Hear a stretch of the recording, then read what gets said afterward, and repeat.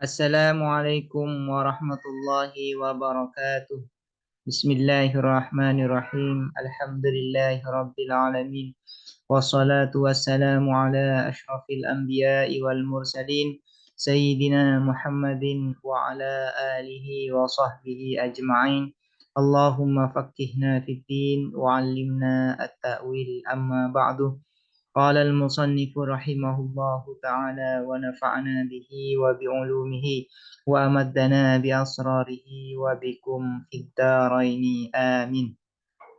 Bismillahirrahmanirrahim. Mari kita melanjutkan ngaji kitab Syarah Tuhfatul Ikhwan fi Ilmil Bayan. Sekarang kita akan melanjutkan pembahasan mengenai isti'arah tabaiyah. Sebelumnya sudah dijelaskan bahwasanya isti'arah tabi'iyah itu adalah lafdzul musta'arnya berupa fi'il atau berupa isim mustaq atau berupa huruf ya, berupa huruf. Mengenai lafdzul musta'ar yang berupa fi'il dan berupa isim mustaq sudah dijelaskan. Sekarang akan melanjutkan mengenai huruf ya. Lafzul musta'ar yang berupa huruf.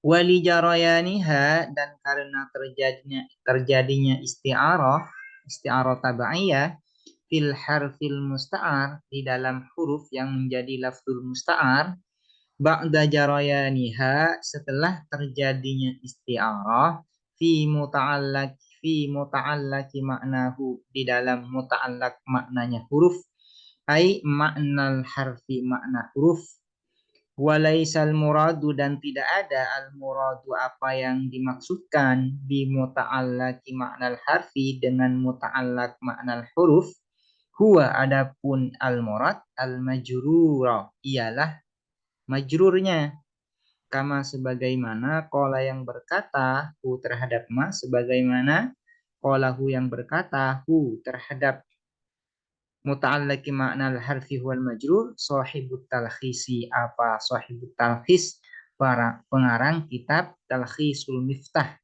yaitu Imam Khatib Al-Qazwini. Kenapa isti'arah yang terjadi di dalam huruf itu disebut dengan isti'arah tabaiyah? Karena terjadinya isti'arah di dalam huruf itu terjadi setelah terjadinya isti'arah di dalam muta'allaq maknal huruf. Nah, muta'allaq maknal hurufnya. Apa yang dimaksud dengan muta'allaq maknal huruf? Di sini nanti akan dijelaskan bahwasanya muta'allaq maknal huruf adalah makna kulinya. Nah, bukan majrurnya. Misalnya ya, dalam contoh misalnya zahabtu ilal masjid. Yang dimaksud muta'allaq makna huruf itu bukan al-masjid sebagai majrur dari ilah. Ini untuk menepis ya pendapat Imam Al-Qazwini di dalam kitab At-Talkhis. Menurut Imam Al-Qazwini, muta'allaq makna huruf itu adalah majrurnya, dan ini menurut musannif di sini adalah keliru ya. Yang dimaksud dengan muta'allaq makna huruf yaitu adalah al-maknal kulli. Kalau ila yaitu al-intiha. Nah, intiha ini menjadi maknal kulli dari huruf ila. Dilanjutkan terlebih dahulu nanti biar jelas. Balil muradu, melainkan al muradu yang dimaksudkan bi muta'allaqi maknal harfi, dengan muta'allaq maknal harfi, al maknal kulli, adalah maknal kulli. Apa yang dimaksud dengan maknal kulli?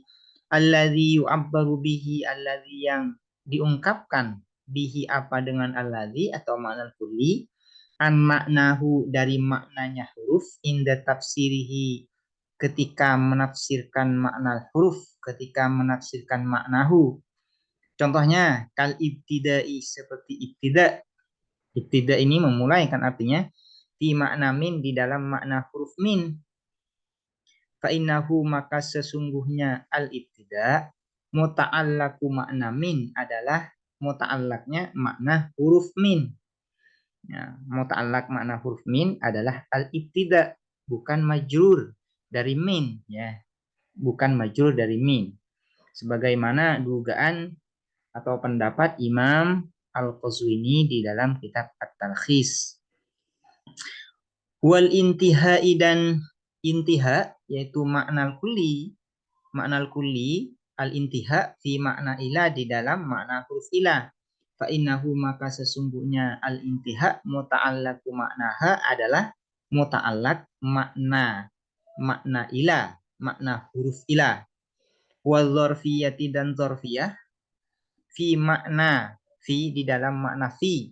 Wal isti'la'i, dan isti'la fi makna ala di dalam makna ala. Nah, ini semuanya ibtida, intiha, dzarfiyah, isti'la, ini semuanya disebut dengan ma'anil kulliyah. Falaisat, maka tidak ada hadhil ma'anil kulliyah, apa makna-makna kulliyah ini, yaitu dzarfiyah, isti'la, ibtida, intiha, ma'anil hurufi, adalah makna-makna huruf, bukan makna huruf, tapi makna kulliyah dari huruf. Idil harfu, karena adapun huruf, la yu'addi, ialah tidak mengantarkan apa huruf atau tidak menyampaikan apa huruf, illa maknan juz'iyan, kecuali pada makna juz'i. Jadi huruf itu kan ini kalimatun, yang dinamakan huruf adalah kalimatun dallat ala maknan fi ghairiha, kalimat yang menunjukkan makna pada selainnya. Artinya huruf itu tidak memiliki makna pada dirinya sendiri, dia baru memiliki makna ketika digabungkan dengan majrurnya dan muta'allaq dari jar dan majrurnya. Misalnya dalam contoh, zahabtu ilal masjid, ila di sini baru memiliki makna ketika digabung dengan al-masjid, dan jar majrur ini, ila dan al-masjid ini digabung dengan zahabtu. Misalnya kalau hanya mengatakan ilal masjid, itu tidak makna ila ini tidak jelas, masih tidak jelas, ya. Dia tidak memiliki makna. Atau misalnya tidak ada majrurnya, hanya ada zahabtu ila, juga tidak jelas. Nah, baru ketika dia digabung dengan majrurnya dan jar majrur ini digabung dengan muta'allaqnya, yaitu zahabtu, baru ila ini memiliki makna, Sehingga huruf, ya, kalimat huruf itu tidak memiliki makna pada dirinya sendiri, dia baru memiliki makna ketika digabung dengan majrurnya, dan kemudian jar majrurnya digabung dengan muta'allaqnya, yaitu fi'il atau yang semakna dengan fi'il. Nah, ma'ani kulliyah ini yaitu ibtida, intiha, dzarfiyah, isti'la, itu bukan makna dari huruf. Misalnya ibtida ini bukan makna dari min, bukan. Intiha ini bukan makna dari ila, bukan. Dzarfiyah ini bukan makna dari fi. Isti'la ini bukan makna dari ala, ya. Kenapa? Karena ala, ila, fi, min itu tidak memiliki makna pada dirinya sendiri. Nah, ibtida ini hanya disebut dengan makna kulli, makna kulli dari min. Intiha disebut makna kulli dari ila. Dzarfiyah ini makna kulli dari fi. Isti'la adalah makna kulli dari ala. Dari ala. Kenapa ini bukan disebut dengan makna kulli, ini bukan disebut dengan makna huruf? Wa illa ay wa in kana. Nah, ini ya. Wa in kanat hadhil ma'ani ma'anil huruf lama kana, maka tidak ada apa huruf, harfan adalah huruf. Kalau makna kulliyah misalnya ibtida itu adalah makna min, nah, maka dia tidak disebut dengan huruf, bal isman, melainkan disebut dengan isim. Li'annahu, karena sesungguhnya huruf, hina id kaunihi isman, atau hina hina id kaunihi isman, yakunu ada apa huruf mustaqilan, ialah berdiri sendiri, bil mafhumiyati, dengan mafhumiyat, bisa dipahami. Karena kalau misalnya makna min adalah ibtida, misalnya makna min ini adalah ibtida, meskipun tanpa digabung dengan majrur, dan jar majrur ini kemudian digabung dengan muta'allaq fiilnya, dengan muta'allaqnya baik berupa fiil atau yang semakna dengan fiil, maka dia tidak disebut, min ini tidak disebut dengan huruf, melainkan dia disebut dengan isim. Kenapa? Karena kalau min itu maknanya tidak, berarti min ini memiliki makna yang berdiri sendiri, bisa dipahami. Padahal min ini dan huruf jar yang lain itu tidak bisa dipahami kecuali dia itu setelah digabung dengan majrurnya, dan kemudian jar majrurnya digabung dengan muta'allaqnya. Idil ismiyatuh, karena adapun ismiyah, wal harfiyatu, dan huruf, karena penamaan isim dan penamaan huruf itu innama, sesungguhnya hiya adapun ismiyah dan harfiyah, bi'tibaril makna, dengan memperhatikan maknanya.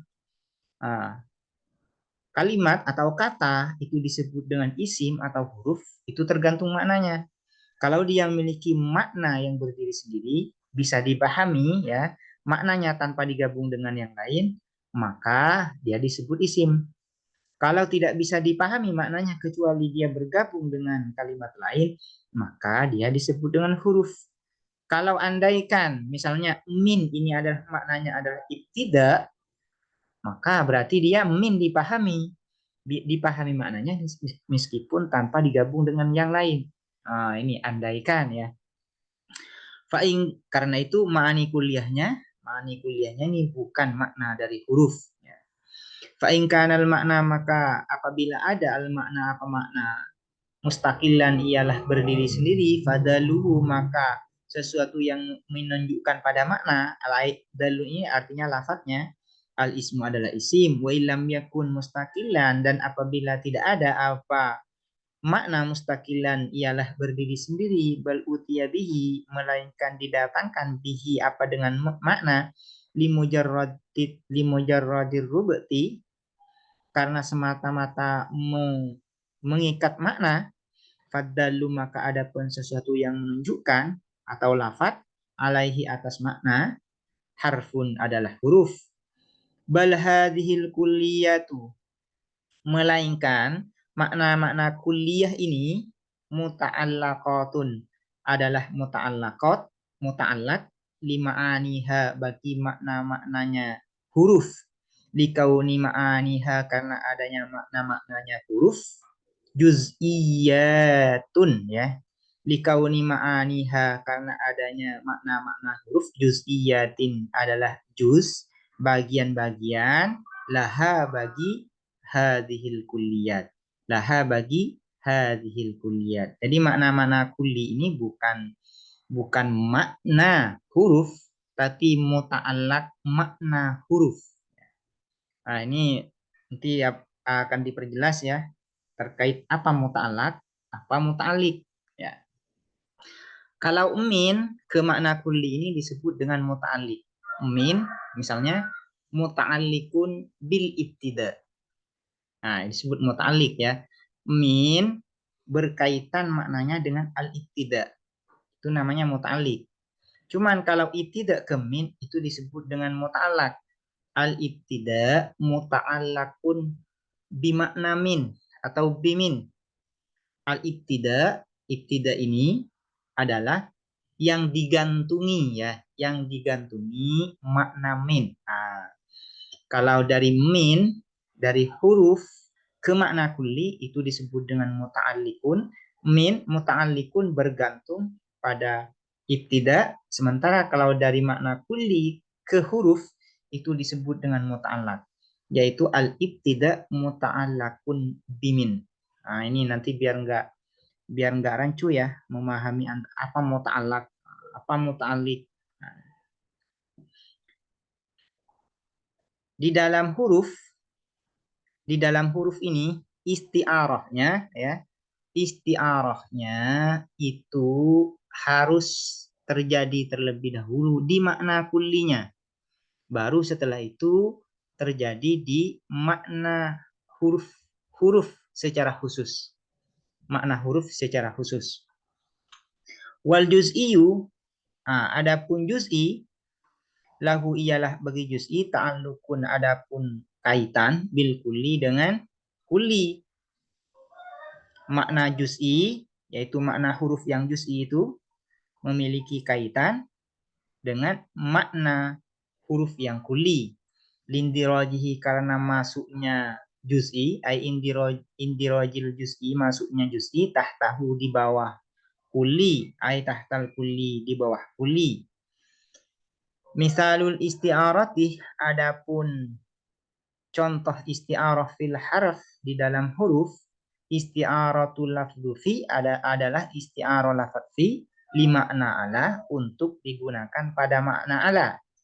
Fi, yang diucapkan, yang digunakan adalah fi. Cuman fi ini menunjukkan pada makna ala.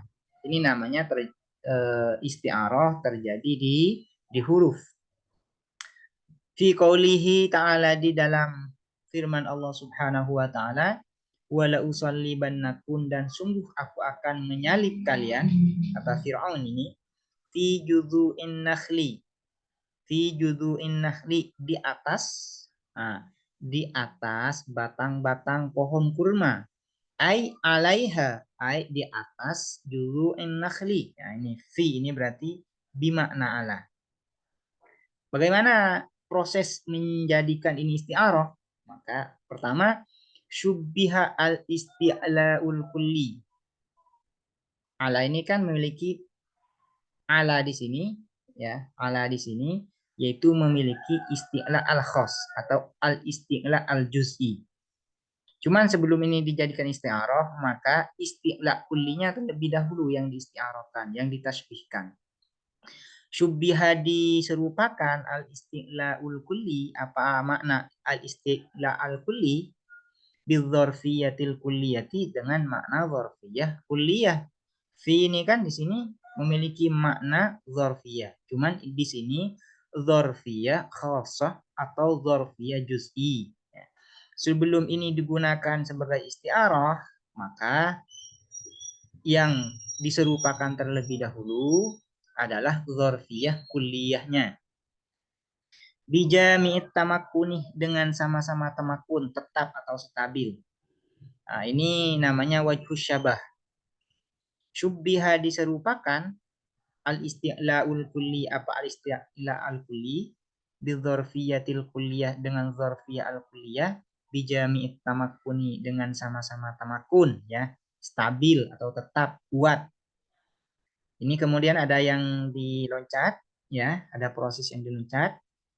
Kemudian iddia, ada klaim annal isti'la al-kulli min jinsi dzarfiyah al-kulliyah.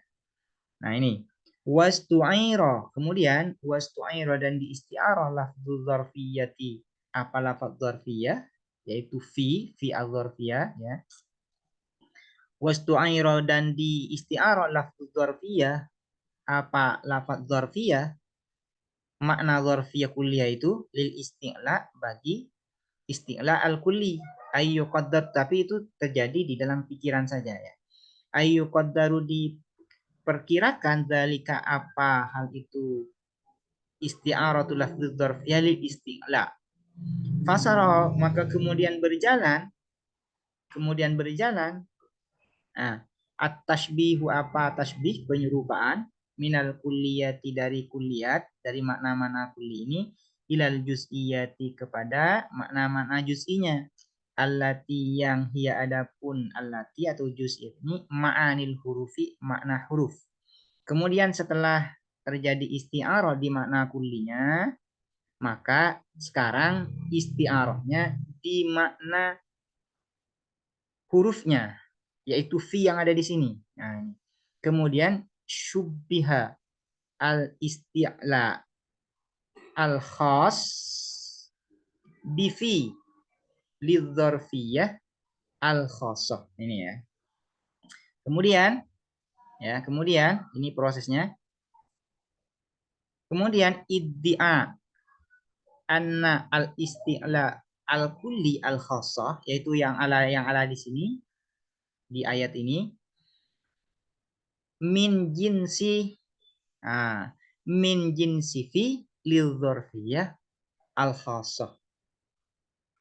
Kemudian fastu'iro, kemudian diistiarahkan lafdhu fi al-mawdu'ah al-mawdu'ati likulli juz'in min juz'iyati dzarfiyah li makna ala.